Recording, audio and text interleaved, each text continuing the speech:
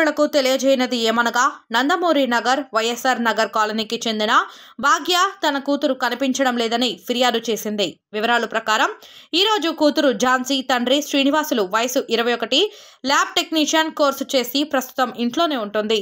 ఈరోజు ఉదయం ఇంట్లో ఉన్న అందరూ పనికి వెళ్ళగా ఇంట్లో నుంచి వెళ్లిపోయింది.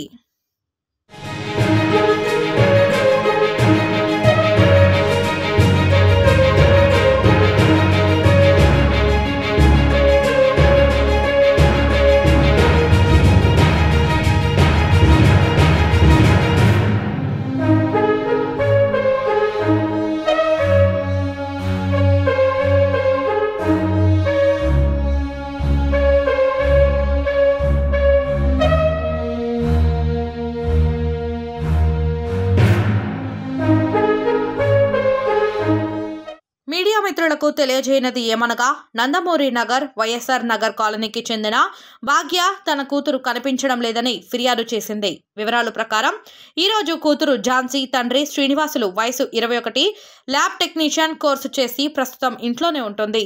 ఈరోజు ఉదయం ఇంట్లో ఉన్న అందరూ పనికి వెళ్ళగా ఇంట్లో నుంచి వెళ్లిపోయింది.